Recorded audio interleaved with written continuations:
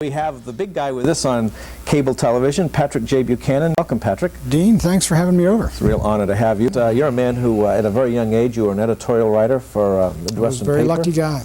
And then you went from there, I guess, with President Nixon. I got a lucky break. Went to China with him. Yeah. What's your favorite Nixon story that you can repeat on television? Oh my goodness! I'd find that now that you mentioned, I usually have all sorts of stories about Richard Nixon. We can't have a Buchanan tongue-tied here on this little Well, TV you know, station. when you get asked to do mention some anecdote, I'll tell you a good one. Mr. Nixon was fairly stiff and correct, and we were going on a motorcade down in Florida, and there was a bad accident in front of us. The trooper, who was a really tough customer, had fell off his motorcycle when it swung around the curve, and he fell on the cement and was lying there. And Richard Nixon got out of his car. You know, he was very good about it. He got out of his car and walked over to the fella. And he said, "I think it was, how are things going?" I mean, a correct political. About 90 miles an hour. You know, this guy said, "Agony, you know, how are you feeling?" Or, you know, it was sort of a correct type statement, and he didn't know how to sort of relate to the fella, and there was a sort of stiffness there, and it sort of identified it. They say he was listen, let me say about Mr. Nixon. He was like a father to me for 3 years. First, the 3 years I was in New York, he was he took me with him all over the world. We went to Africa, the Middle East, and I hope one day that I get to write down all the stories and anecdotes that really humanize this man, because Nixon is different than Reagan in this. When Reagan, the same fellow you see on that television camera, is not different from the fellow you talk to in the Oval Office. With Nixon, it is entirely different. If he knows you and likes you and trusts you, Mr. Richard Nixon is one of the most entertaining, irreverent characters you have ever met. I talked to him on the phone, and he makes all these various comments about what you're going to do, Pat, and what he would have done if he were here. And he's a delightful kind of... They say he makes a great martini. He does make a great... That's exactly right. What's the story with President Reagan? Was he as detached and above the fray as everybody says, or was that show business, Eisenhower showbiz? I think that I'd say no to that. There is some truth. There's an element of truth to that. But let me tell you something. Ronald Reagan knew exactly what he was doing on those big issues. I mean, even on the issue where I think he made a big mistake, selling those weapons to Iran. You go back there, who drove that decision? Schultz was against it, Weinberger was against it, all these people were against it, and he said, "We're doing it." He was the guy that drove the decision. SDI, supply side economics, all the big Reagan decisions, if you look at them, they would never have happened without Ronald Reagan himself, who believed in them. And he had a real sort of almost boyish dedication. Did he sit at the Oval Office and pound the desk, or did people know him so well who were around him, they just they did the right thing because they knew the boss wanted it? What was his style like? There was, in a sense, he really delegated to a chief of staff. He was less engaged in what was going on there than Richard Nixon was, and he was sort of chairman of the board in there. But he is the one president who you can really feel comfortable and relaxed around. I'll tell you, when anybody goes in the Oval Office, I don't care what they tell you, maybe some people, but there's a certain awe when you're in there, right, sitting there with the president. But he made you relaxed and at a moment's notice. I remember I went in there one day, he invited me in there before I came to work for him, and we sat down, and he said, "Pat, I want to have lunch with you, I want to talk to you," and I took the liberty of ordering the lunch first. And he came out, and it was a big burger and potatoes there. And I said, "Mr. President, that's meat, it's Friday, and I'm a Catholic." And he said, "Oh my goodness." And so he got up and he started walking over to get it reordered. And I said, "Wait a minute, Mr. President, that rule went out a long time ago." But he was, in other words, he's so very gracious. Accommodating and gracious. Oh, just a personal graciousness before I worked for him. And he's a president you could really joke with.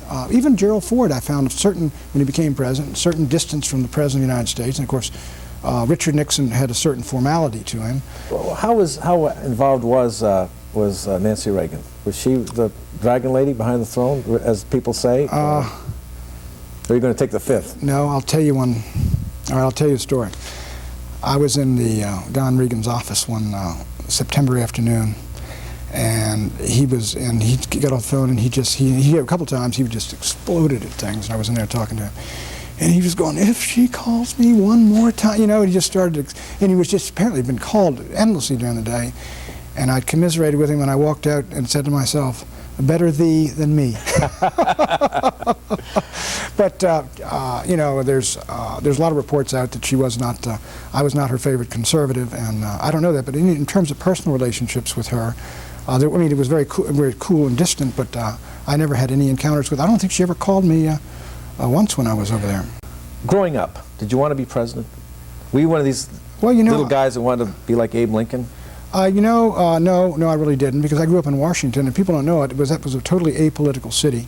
We had no mayor, no school board. Nobody was elected for anything. We just a little southern town in the 40s in which the capital was located. So we were apolitical in our dinner table. We didn't debate local politics or anything. We debated, you know, what we ought to do about Stalin or something like that.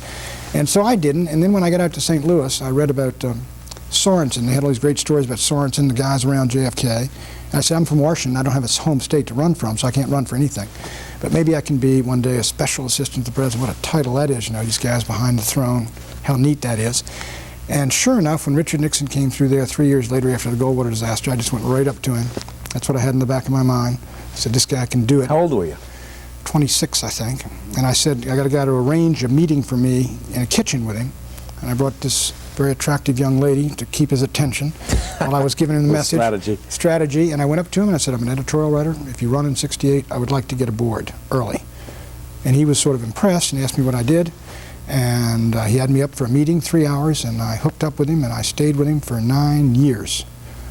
Became very, very close to him. Is writing hard for you? Are you one of these guys that just, you know, splits open a vein and just gets there at the word processor, and does it come hard or easy? Writing is, well, it's a little bit, I'm sure, like in a sort of giving birth.